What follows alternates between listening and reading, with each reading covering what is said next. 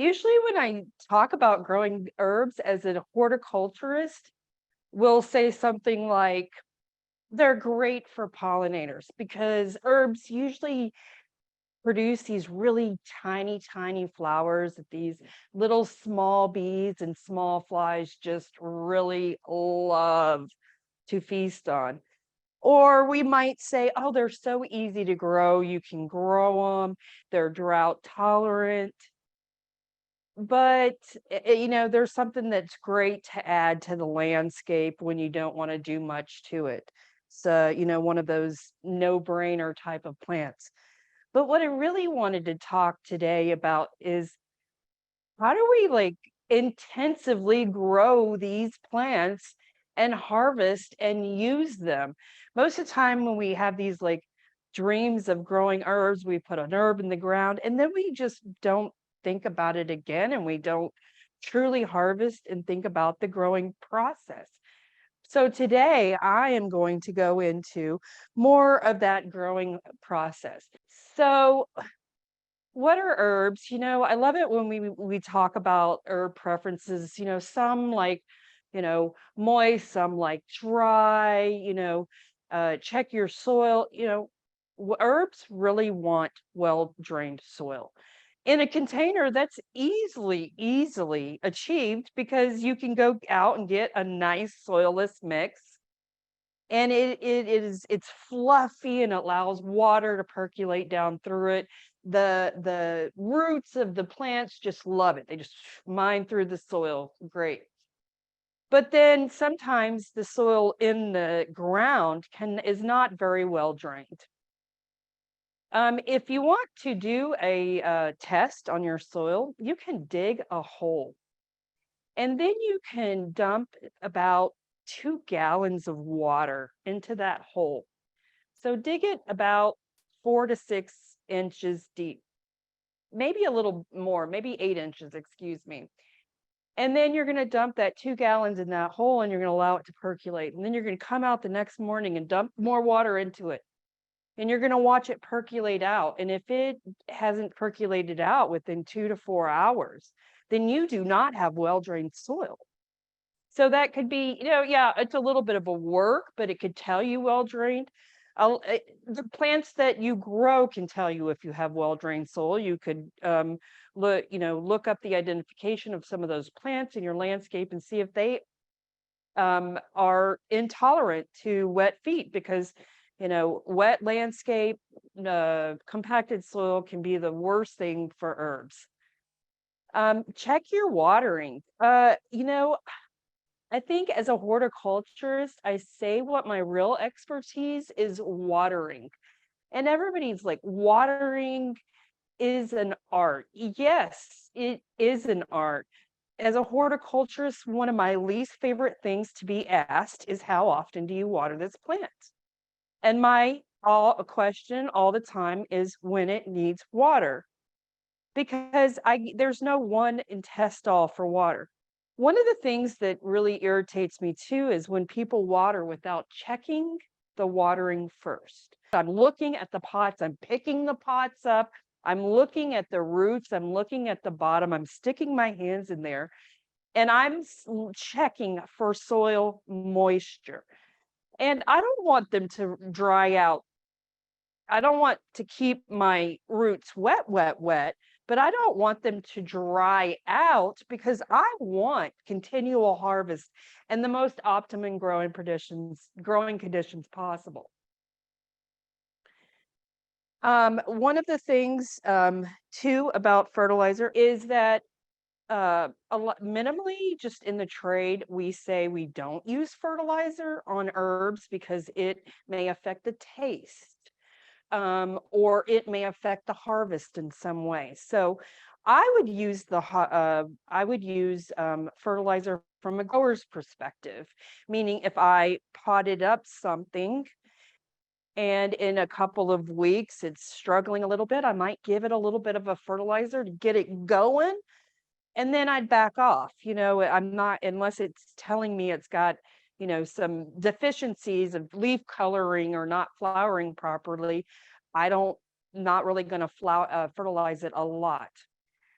But, again, and then when you're going back to the watering, if you seeds, you water seeds daily. People don't do this. I don't understand why. Let me tell you, water seeds daily until they germinate. Then you can back off the watering a little bit. Every day you're going to water seeds. And another thing, you can't just,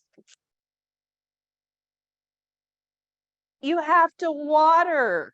After I water my seeds, I go back and I go, did that water percolate down enough? Um, I, that's why I say I have a PhD in water, because I'm checking before and after.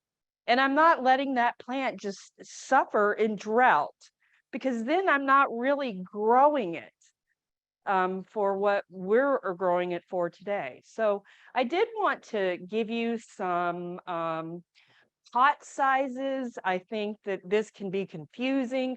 I usually like the bigger pot, the better, but some of these would prefer smaller. And each one of them, I'll tell you, you can grow basil in anything. I can grow basil in a straw bale, and I can grow basil in a 4-inch pot. So some of these are really easy. And usually I've been doing a lot of growing in these fabric bags that are all over the internet, that are just your pop-up type of raised beds. And so I just wanted to show you that this is really how I, as a apartment dweller, have been growing my vegetables for the past several years. So try them out if you get an opportunity to see them. Definitely, they're fun to grow, and herbs would be perfect. So let's go into this. Is an old-fashioned one. This is rosemary. So if you've grown rosemary before, you might have grown it in a pot, you might have pinched it, you might have seen it as a Christmas tree topiary during the holidays. And then you've definitely had it with your chicken or your potatoes, this beautiful aromatic rosemary. Now, rosemary can be very, very difficult from seed, which is why you usually find it in a pot. Um, One of the things that I do is, when it comes to rosemary, is I'm not going to pot it up too much. Meaning, I'm not going to put this in a 5-gallon pot. I'm going to put this in a 6 or an 8-inch pot. And I'm probably not going to put it in the ground, just because it doesn't like it's got very shallow roots. And I feel like in the landscape, it can too easily dry out. And then it can easily dry out when you bring it inside your house too, because of the way Illinois winters are. So they can't handle drought, but the very first thing, they can't handle wet feet. And that tends to be how most people kill them, is they overwater them. They'll go and they'll be like, oh, it's a little bit crispy. So this one I would let dry down between waterings, meaning you're not going to let it just start flagging, meaning it peters over because it's so dry. But you're going to let it dry between waterings, but you're not going to like let it just go bone dry. You're going to let it give some consistent moisture. So another thing is, when we bring it inside, because this is a tender perennial, it's not going to last very long. It's something I'm going to put in my pot, and then I'm going to want to bring it inside, because I'm going to want to keep sizing it up year after year. Meaning, this year you have a 4 to 8-inch pot. Next year you might even be able to pot it up to a 10-inch, and all the while harvesting. And so when I bring it inside, the Illinois homes are the absolute worst conditions for rosemary. Rosemary wants cool, bright lights, consistent moisture. We have no lights. And believe me, it is not cool. It is hot and dry. And go ahead, put your rosemary next to a heat register, and that is the fastest way to kill your rosemary. I've done it several times. Oh, I pretend I don't kill plants. I've never killed a rosemary before, but that tends to be the best with rosemary. As far as tip cuttings, I would never go more than 20% of the plant, meaning right now, I would probably, even at planting, pinch this tip off so that it starts branching. Oh, yeah. Okay, pinch the tip off. They're hard, and it's very aromatic. Now I'm not going to be able to smell the other herbs, but I would pinch that tip off. I'd use that right away. I'd even pinch side branches to use right away, but about 20% of the plant. And as it grows, you can start pinching a little bit, which is fine because with rosemary, you're not going to use like humongous amounts of it to where you're going to need large harvest. Um, and then, yeah, the woody stems, tend to be not as good of a taste. And so, clip it while it's vegetative. Okay, we're going to move on to sage, another normal, what your grandmother grew. But what I like about sage is it's a perennial, and you can plant this in your ground. And it is an easy perennial to grow, and it will come back each year. And if you take care of it and put it in the right spot, you can actually harvest a tremendous amount of sage. Again, it's a lot like rosemary in the fact that you don't need a lot, but it will produce a lot. So you could become the premier Central Illinois sage grower with, your front yard or a little bit of your backyard or whatever. But again, that well-drained soil, you're going to hear me like a broken record, well-drained but consistently moist, well-drained but consistently moist. So I'm not going to let it just go dry, but I can't let it have wet feet. So it has to have well-drained soil. Um, it can be a ground cover. You can have many cultivars of this, where there's purple and different colors, the greens, the chartreuses, and then chartreuse. And then you want to ensure good air circulation. And if I water my plant well, take care of my plant, manicure it, look at it, look at it every now and then I'm not going to have any growing issues. And that's why when we give these gardeners all these soil things, and then they're like, oh, that goes right over your head. Well, this is what will make it to where you don't have to.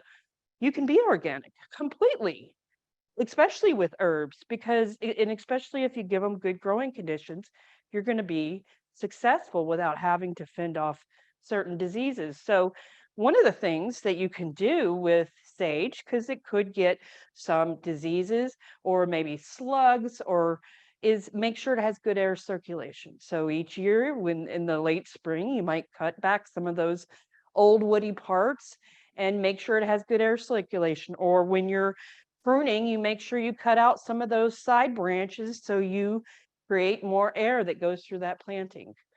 So you're not going to harvest usually for the first 75 days.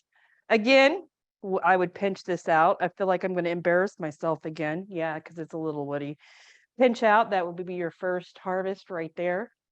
Allow it to grow for a little bit. Then, after that 75 days, you can pinch back about 6 inches of the plant. But after that, it's a perennial. It's gonna come back next year, and you can have like 3 huge harvests per year where you're cutting back the 6-inch flush of new growth. So you can really harvest a tremendous amount of sage. And then, I know that there is another speaker that's going to come and talk about how to how to use it and dry it. And so I'm definitely fresh, but I like the idea of growing a lot and having it throughout the winter months. Going to mint, I actually, as a horticulturist, would like to promote using mint as a ground cover. I meant, why not? It's aggressive. That's the first quality of a good ground cover.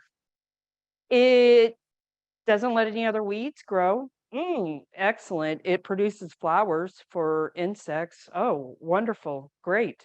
It's not, it's not going to, become, well, maybe it'll become a little bit invasive, but, if you have it, like surrounded by a house and a sidewalk and, another sidewalk, it's perfect. You have this mint, but this one's going to spread by underground rhizomes, which is why you'll hear all the time people put them in a pot and bury them in the ground, and then they'll that'll keep those underground rhizomes from spreading. This one actually blooms in July, so you would cut this one back in the same way you would do the sage, the 3 times a year of the new flush.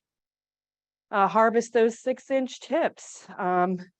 Again, it's mint. It's very easy to grow, but if you provide it with some water during times of drought, and if it shows you, if it shows you a nutrient deficiency, then maybe you can address that and have that new flush be, leafy.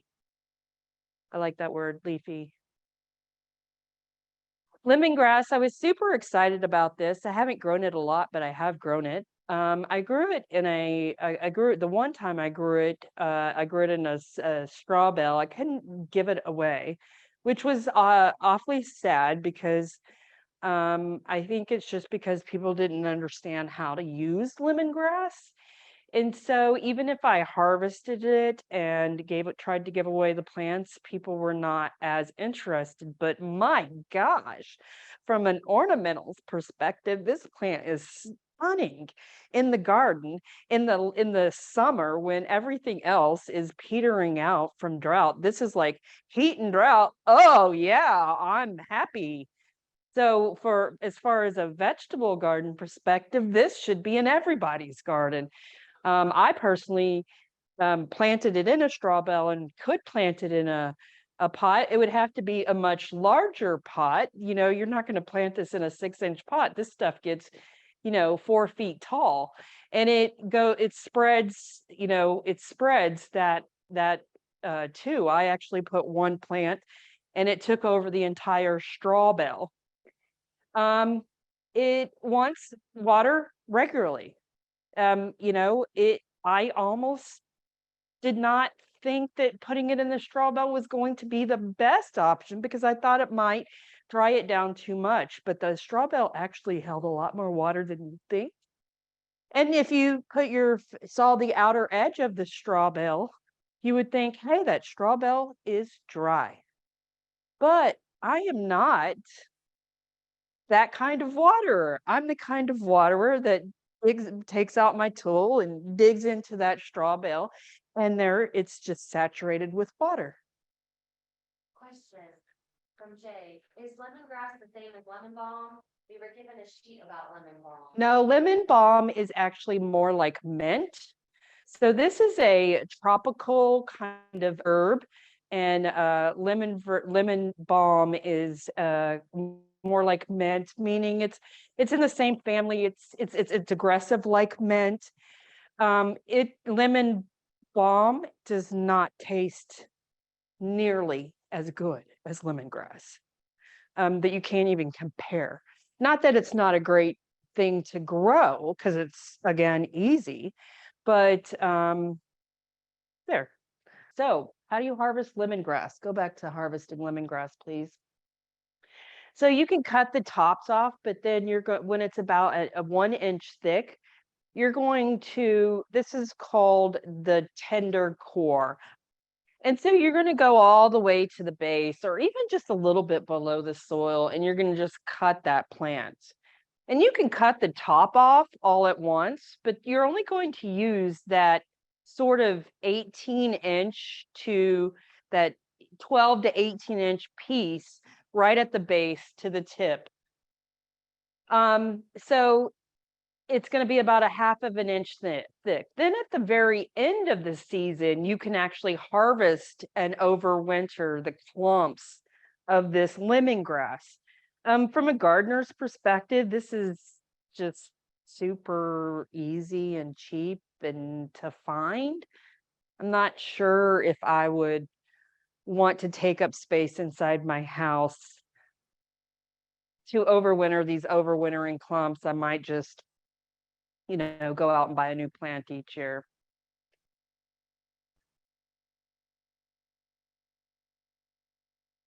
Mm, okay. Yarrow. Oh, I love that you guys have yarrow. I did a lot of, I harvested flowers last year for a company. And this is one of the ones that I harvested, but I also harvested it as a cut flower. It's an amazing cut flower because it was our filler for from June to September. This is a perennial, so it's going to spread by rhizomes or self-seeding. And it's a very, it's a fairly easy perennial to grow. Again, I'm going to provide well-drained soil and some consistent moisture. That way I keep growing those flowers. So you can actually harvest the leaves, the flowers, and the roots. They harvest the leaves and actually put them in salads. And then the flowers are usually either dried and used in that manner. And then you can also harvest the yarrow root at the end of the season, or you're just going to leave it in the ground because it's just like a landscape perennial and come back each year. And then you're going to divide this one every 3 to 5 years. Why do horticulturists tell you to divide plants? Well, they tell you to divide plants because have you ever had a plant where it's a great plant, it's vigorous? Each year it gets bigger and more vigorous, and all of a sudden it doesn't flower anymore, or something goes wrong with the plant. Well, it probably needed to be divided, and then it would do much better. And then, this is a gardener's favorite. Hey, what gardener does not want to um, thank you, have a plant that is so amazing, but then also be able to divide it every 5 years and reproduce it. So, landscape, you guys, amazing plant.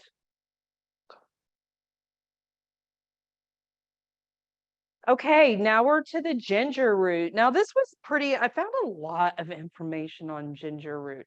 Now, you know what, how I had grown ginger root in the past? I grew ginger root at the plant biology greenhouse in the tropical, and each year we wanted to see how beautiful the flowers were. But they're actually talking about ginger root as a potential crop in Illinois. The reason that ginger root is being considered this kind of high tunnel greenhouse type of crop in Illinois, because local farmers were growing in the growing season, but then what do we grow during the winter when we have these high tunnel or greenhouse spaces? Could ginger root be a profitable product? Well, probably because it's $12 to $20 a pound. Um, that's locally grown. I mean, at the grocery store, it's a little bit cheaper, but believe me, it's not coming from Illinois. It's coming from across seas. So these, you're really gonna need a much bigger container. You got one piece. So I would, if I were to do one piece, I might do it in a 14-inch container. But I actually usually put 3 pieces per 15-gallon containers. Now, ginger grows out, not really deep. So the pots don't have to necessarily be these huge deep pots. Um, so you can do those smaller pots with one piece. So preparing the rhizomes, you're going to have a 2-ounce piece. You guys noticed that your rhizome was probably cut. And this is standard practice, what normally people do. And you just want 2 eyes, and they're just like little bumps. So I see 1, 2, 3. This one, and in fact, in some of these lateral lines, if I were to scrape it back, I could probably find another eye. So you don't really have to have that big of a piece. Then what you're going to do is you're going to cure it for 3 days. So when did you cut these? So they're cut on Fridays. So right, yeah, you guys, they're done curing on Monday, and they're ready to plant right away. You don't want to cure them too long. You don't want them to dry out. And then if you have a major operation, you're going to want to make sure you sterilize everything and you're not sharing disease. A lot of people pre-sprout rhizomes. Now, this would be much more beneficial if you have that high tunnel to pre-sprout these, get a jump on the season. You guys are going to pre-sprout in a way, but um, you're going to put them in the potting mix. And you're going to cover these with an inch of soil. Requires about 70 to 80 degrees range. So heat on the bottom or heat on the top. How do I get heat on the top? You just cover the top and that'll keep the heat in. Yeah. Then you're going to keep them moist. It's going to be 4 to 6 weeks to moist. So you guys have this. You put it in a 12-inch pot. 4 to 6 weeks until you're actually going to see anything sprouting up. Does that mean you're going to walk away and not take care of it? Absolutely not. We're going to keep it moist and we're going to keep it warm. And we're going to want to pull it into the sun once we actually see leaves and actually starts to sprout. So growing, it cannot withstand less than 55 degrees. I say that for every tropical plant. And then it wants consistent watering. Now, this one, which I thought was really cool, I learned more about ginger root from a colleague named Chris Enroth from University of Illinois, where he talked about the healing. And so what they do is even though they don't require really deep pots, they do require hilling at the base of the stem. So every 4 to 6 weeks, you're supposed to go and hill, another 6 inches. What did I put? Another 2 to 4 inches of soil on the base of that ginger plant. And that'll keep it continuously growing well under those dark conditions and it doesn't like bleach out. So you're going to repeat that every 4 to 6 weeks. Now, unlike other herbs, this one does like a little bit more organic matter. So that every time you hill it, maybe you give it a liquid feed or you do incorporate some fertilizer into the soil. You can also save this in the harvest this at the end of the season. You can save them, you can cure them, you can use them. You're not getting the ones with the woody. You're actually going to get what is called baby ginger. And so that one's going to be 4 to 6 months because, right, is our growing season 11 months? I wish Kelly would be a much happier person if it were, but it's not. So we're going to harvest you see in this picture is kind of baby ginger. It doesn't mean it's not delicious. It doesn't mean it's not great. It's just not going to have this woody kind of outer layer on it. And I'm sure that your teacher who's going to teach you how to use it is going to talk about how to use different, the baby ginger in this, and if there's any difference as far as the use is concerned. Now, I think it's a horticulture terminology. When you grow potatoes and you grow them and then all of a sudden what you'll do is you'll take some soil and you'll build it up around. And what you're doing is you're preventing the base of the tops of those potatoes from getting direct sunlight. And so it's just something that you continuously do. Like they do it with carrots where they'll kind of blanch them out a little bit. So when we talk about ginger at the base of the plant, it's going to want to be hilled up. So at the base of the plant, you're going to add 2 inches of soil, 2 to 4 inches every 4 to 6 weeks. Do you get what I mean? So even because it's shallow, right? So let's say I have a 14-inch pot and it's shallow and I don't need a deep pot, right? So I could plant it in plant this in half that 14-inch pot and leave myself the ability to hill in the pot for the next growing season. But, if grow it in the ground, I'm going to do major hilling every 4 to 6 weeks. Okay, let's go to borage. To talk about my grandma's plant. Let me tell you, I grew this for edible flowers. I thought it was the best tasting edible flower we grew. Tastes like honey. And it was prolific. I mean, I probably harvested 200 flowers every week throughout the entire growing season on this plant. It self seeds, yay, which, can be yay or nay, depending on what kind of gardener you are. But hey, if you want the plant, it's going to self seed.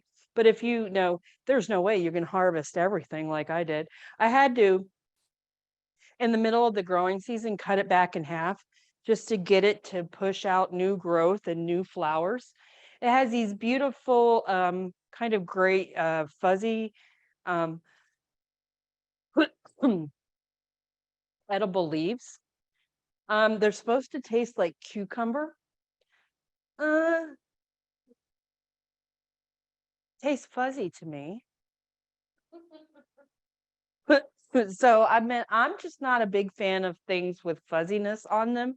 I think if you like washed it down much more and maybe put it with other stuff, it would be interesting, but I thought the flowers were amazing. So you can remove those tips of the plants to harvest when they're young, because you don't want to harvest like a 14-inch leaf.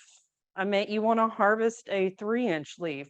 Again, we go back to Elliot Coleman, who doesn't harvest anything that's over 4 inches. And if he does, he calls it a cooking green. You can't eat. So if you want to eat fresh stuff, I'll have people all the time. They'll be like, "Oh, I don't do Swiss chard. I don't do kale. I don't do arugula." And it's because it was larger than 3 inches. So if you have smaller leaves, they taste so much better. They're more tender. They have more flavor.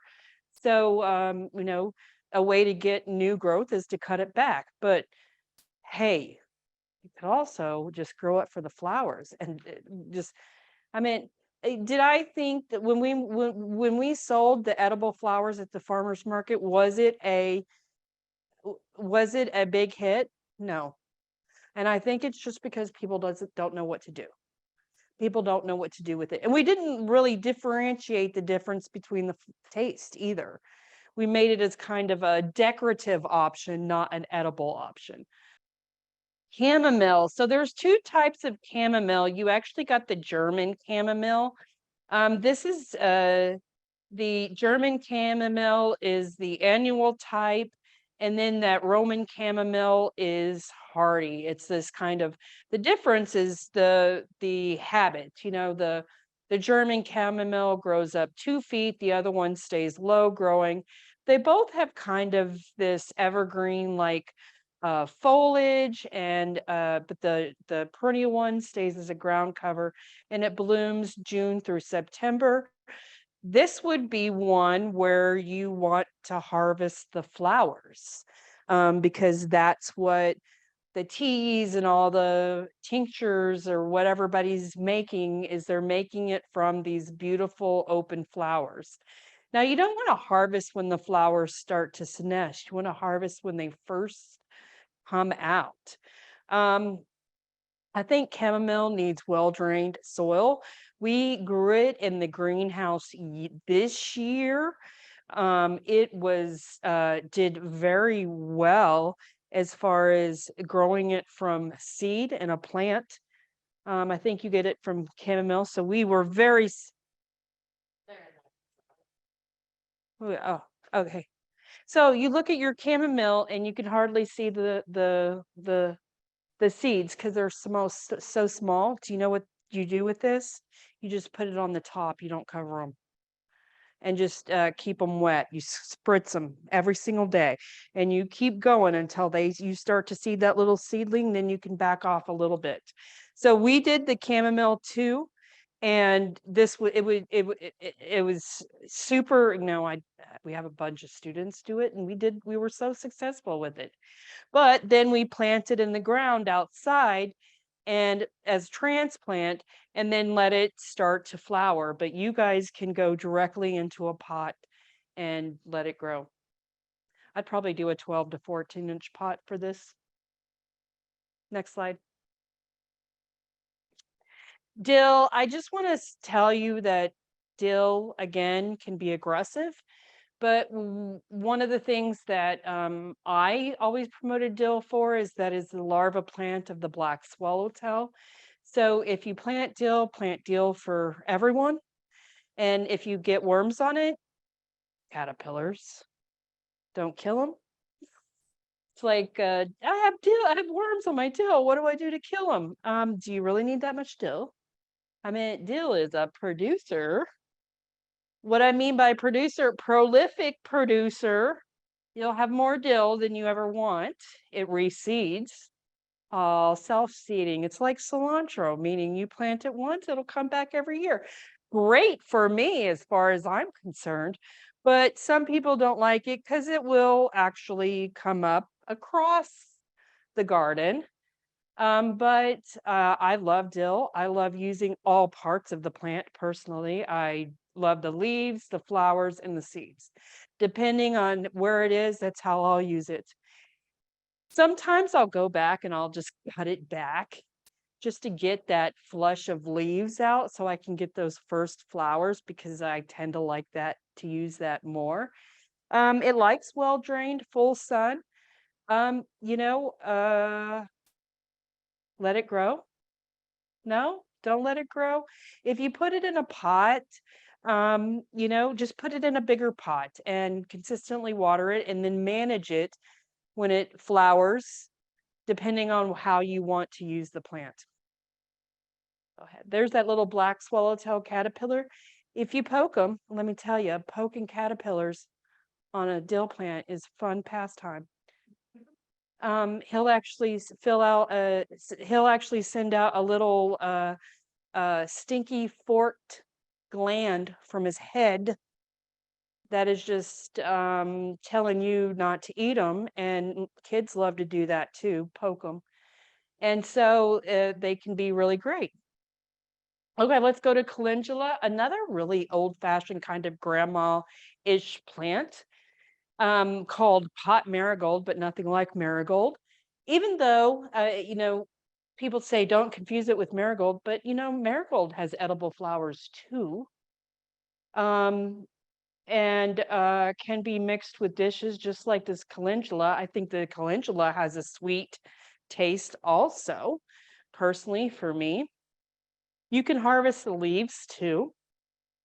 But again, I harvested the flowers. They were great for me to harvest because they were large and they filled my little package really well with those bright colors. So I seeded them indoors 6 to 8 weeks. You can, but I haven't. I start them outside every year and they reseed and they'll come back each year. You have your calendula right here. Now, what's unique about calendula is, not usually, usually seed requirements when it comes to seeds is they want to be planted 1 to 2 and 1 to 2 the depth of the seed. They usually need a high temperature and they usually need water. It's usually not light that helps with seed germination. But every now and then, you'll find seed that requires light, or you'll find seed that actually doesn't require light. And so that's just stuff you have to look up, right? So this one actually needs to be dark. So you have your pot, you put your calendula seeds on it. How do you make it dark? It's called newspaper. So put that newspaper on it, spritz that newspaper every day, keep it consistently wet. They'll stay dark. And then plus you can also cover them with vermiculite. That's another way to keep them dark, as long as you keep them down deep. And that'll make sure that you get good germination. I've not really had issue with germination on calendulas. I've germinated them before I knew this fact, and I've germinated them after I knew this fact, and have been very successful, which is a commends these ladies for picking out excellent plants for you guys. Keep going. Catnip, I think this was the next one. Oh man, I got so excited when I found this one on the list. I was like, who teaches people to grow catnip? But I mean, imagine you're a catnip toy maker. Where do you get your catnip from? Somebody's growing catnip. Could it be you who's growing catnip? I mean, it's easy to grow. It's a perennial, has these kind of gray-green leaves. It's in the mint family because it has those square stems. It looks just like mint almost. I mean, you'd have to smell it to probably be able to differentiate it from mint. It blooms May through September, well-drained soil, full sun to part shade. You shear it, you pinch it. You can shear this 3 times a year. Right before it flowers. Then again, depending on how you use it. If you want the flowers, you're going to wait until it flowers. If you just want to use the leaves, you um, um, shear it halfway 3 times a year.